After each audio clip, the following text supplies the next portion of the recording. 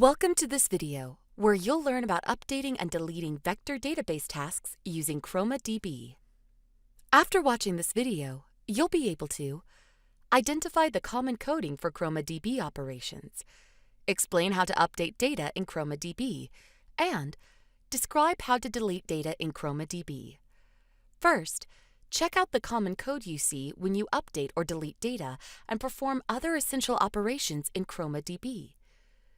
When you see async as a keyword before a function, this keyword indicates the function might wait for some tasks to finish, such as getting a response from Chroma DB before the database completes its job. Next is the try-catch block, which handles potential errors during coding operations. The try portion of the code within this block attempts to perform operations on a document or collection based on how you set up the try code. Finally, the console log code works to log a success message if the code runs the catch error and handles errors during the code execution. The console error logs an error message if an issue arises. Let's focus on the specific code you see when updating data in Chroma DB. The collection name variable is the name of the collection space in Chroma DB where your document is stored. The ID is a unique tag that allows each document to be updated.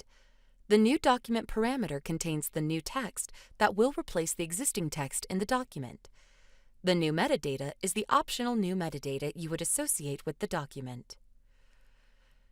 Now that you're familiar with the parts of the code, here's how the code works together. The code prepares the updated data by assigning new text content and metadata to variables. The code calls update document and provides the collection name, document ID, new text, and new metadata. The client library communicates with Chroma DB to perform the update. The code logs a success message if the update is completed successfully. The code logs and displays an error message if problems occur and the update is unsuccessful. Next, explore the code specific to deleting data in Chroma DB. When deleting data, you'll see the function delete document, collection name, ID, which defines a function named delete document that takes two arguments. First, the function takes the argument of the collection name, a string representing the collection's name containing the document you want to delete. Next, the function includes the document's unique identifier, ID, in the deletion.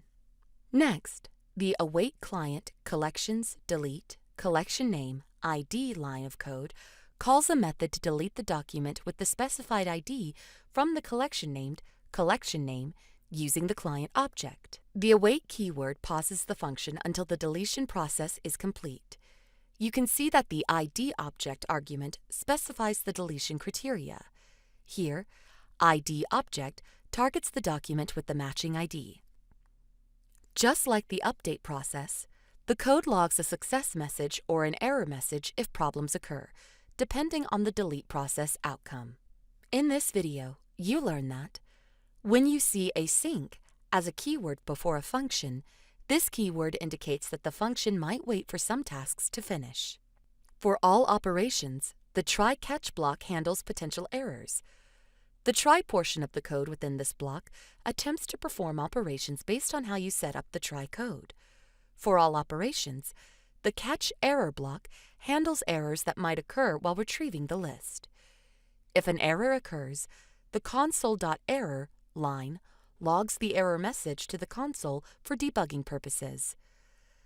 The code prepares the updated data by assigning new text content and metadata to variables to update data in a Chroma database.